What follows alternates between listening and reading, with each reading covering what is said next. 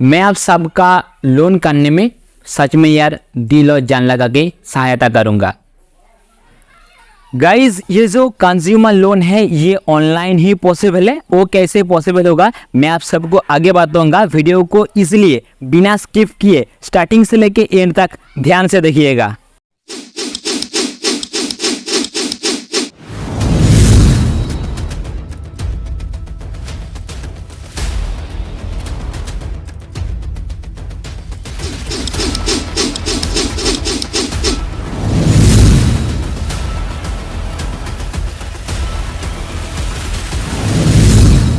देखिए, महिंद्रा ट्रैक्टर का जो ओजा सीरीज है ये बहुत ही कमाल का सीरीज है। ये मेरा नहीं कहना है, जो लोग ट्रैक्टर और व्हीकल रिलेटेड वीडियो बनाते हैं उन लोगों का कहना है। क्योंकि महिंद्रा का जो ओजा सीरीज है इसमें फिलहाल 7 अलग अलग मॉडल का ट्रैक्टर शामिल है, जो कि भैया सच में बहुत ही अच्छा है। क्योंकि बहुत ही खास मतलब एडवांस लेवल का टेक्नोलॉजी इसी ट्रैक्टर पर यूज किया गया है।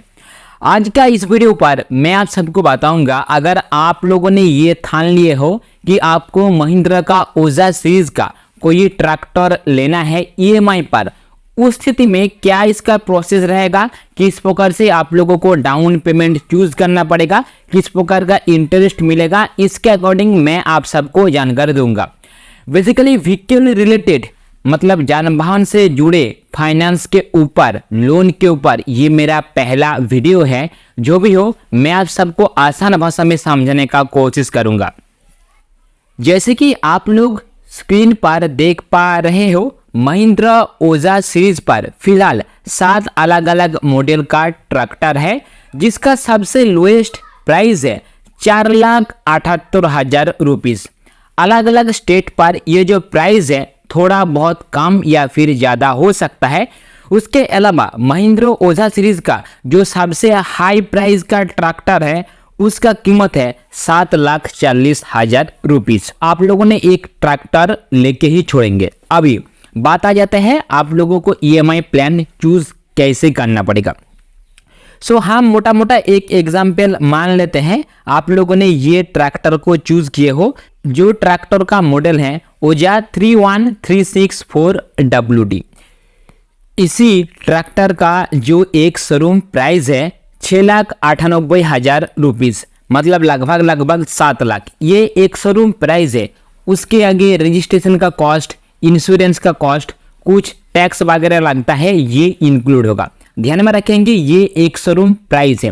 अभी आप लोगों को ईएमआई कैसे चूज करना पड़ेगा दोस्तों, मेरा मानना कुछ इस प्रकार का है। अगर आप लोग कंज्यूमर लोन ले रहे हो, मतलब जो ट्रैक्टर आप लोग लोन के माध्यम से लेंगे ये एक कंज्यूमर लोन है।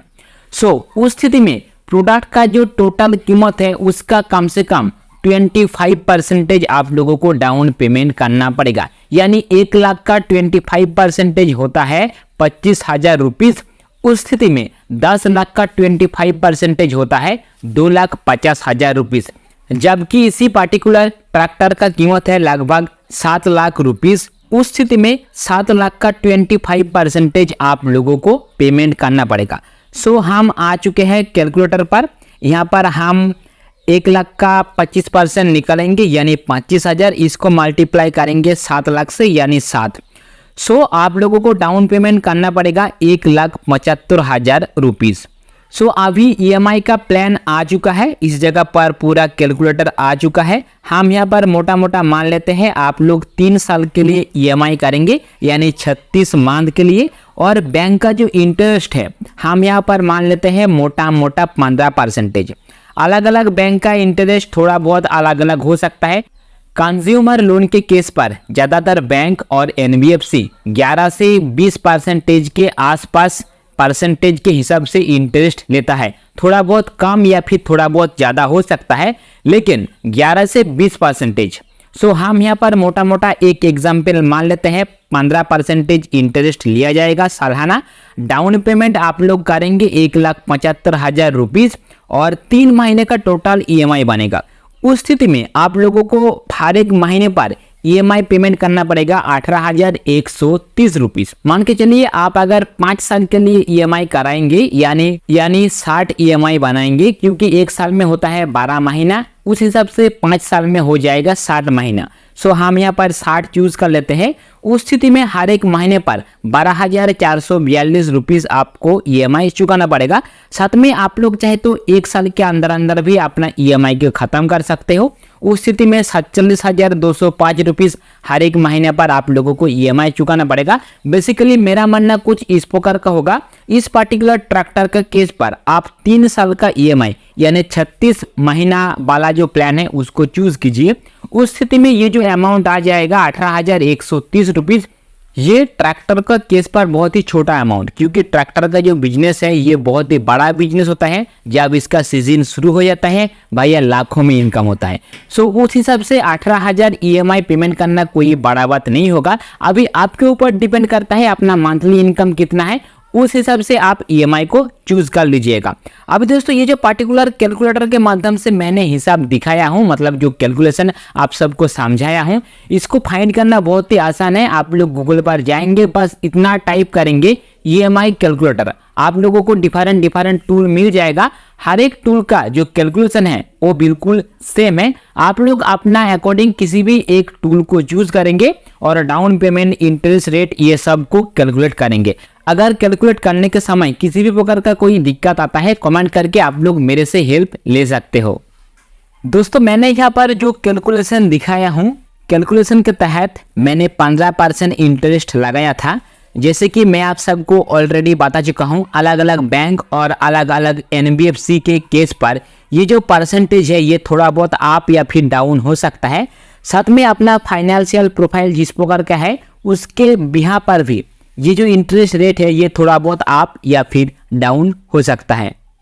साथ में कैलकुलेशन करने के समय मैंने जो EMI निकाला था, मतलब 18,000, ये जो अमाउंट है इंटरेस्ट के केस पर थोड़ा बहुत कम ज़्यादा हो सकता है। मतलब ऐसा नहीं है कि मैंने जो 15% इंटरेस्ट के तहत कैलकुलेशन किया हूँ, हर एक बैंक या फिर हर एक NBFC 15% ही लेगा। कुछ बैंक इससे कम भी ले सकता है, कुछ बैंक इससे ज़्यादा भी ले सकता है, और अलग अलग NBFC का इंटरेस्ट रेट अलग अलग होता है। सो ये जो अमाउंट है थोड़ा बहुत कम ज़्यादा होगा, ये आप सबको एक्सेप्ट करना ही पड़ेगा। आप सबने गाड़ी का मॉडल, डाउन पेमेंट, उसके साथ साथ EMI का जो पूरा कैलकुलेशन है ये कर लिए हो। अभी आप लोग चाहते हो ट्रैक्टर को लेना। सो लेने से पहले आप लोगों को बैंक या फिर NBFC के साथ कांटेक्ट करना पड़ेगा, क्योंकि यहाँ पर लोन का मैटर है। अभी आप लोग बैंक या फिर NBFC के साथ अलग अलग तरीके से कांटेक्ट कर सकते हो। अगर आप खुद से विजिट करना चाहते हो बैंक या फिर NBFC, सो भैया बहुत ही अच्छा होगा। लेकिन हाँ, अगर आप लोग एजेंट के माध्यम से जाना चाहते हो या फिर किसी फाइनेंशियल एडवाइजर के माध्यम से जाना चाहते हो, वो भी एक सही डिसीजन होगा, क्योंकि लोन एजेंट और फाइनेंशियल एडवाइजर के पास में काफ़ी ज़्यादा साल का एक्सपीरियंस होता है। सो उस हिसाब से एजेंट के साथ जाना या फिर फाइनेंशियल एडवाइजर के साथ जाना मेरे हिसाब से एक परफेक्ट ऑप्शन रहेगा।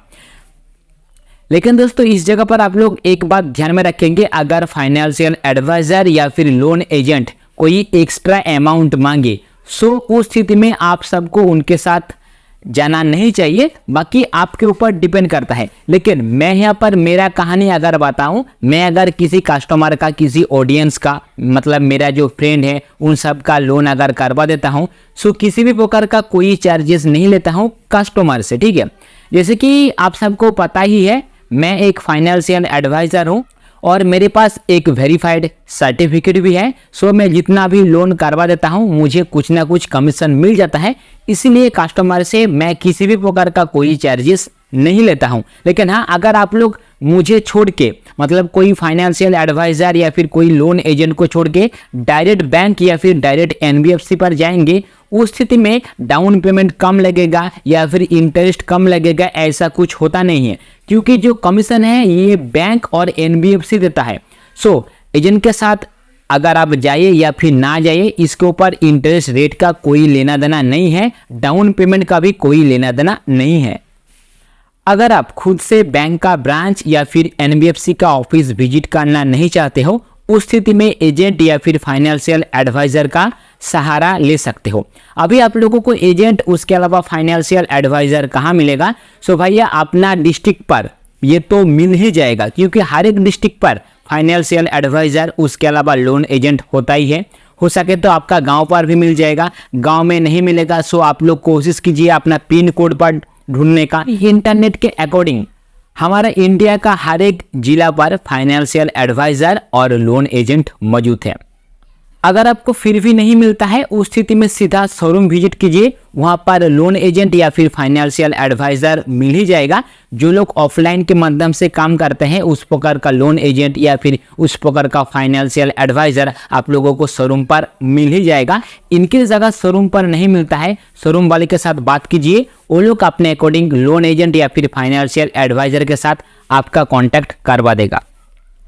और जैसे कि मैंने वीडियो का स्टार्टिंग पर ही बताया था, ये प्रोसेस ऑनलाइन के माध्यम से भी हो सकता है। सो दोस्तों अगर आप लोग ऑनलाइन के माध्यम से ये प्रोसेस करना चाहते हो, आप लोग चाहे तो मेरे साथ कांटेक्ट कर सकते हो। उसके अलावा इंटरनेट पर अलग अलग फाइनेंशियल एडवाइज़र, अलग अलग लोन एजेंट मौजूद है। लेकिन हाँ, अगर मेरा वीडियो अच्छा लगा है, वीडियो को अगर आप लोगों ने अभी तक लाइक नहीं किए हो सो भाई लाइक कीजिए। और दोस्तों अगर आप लोगों ने चैनल को अभी तक सब्सक्राइब नहीं किए हो, सब्सक्राइब कर दीजिए।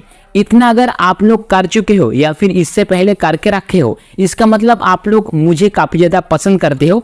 उस स्थिति में आप लोग मेरे साथ कांटेक्ट कर सकते हो। मैं आप सबका लोन करने में सच में यार दिल और जान लगा के सहायता करूँगा।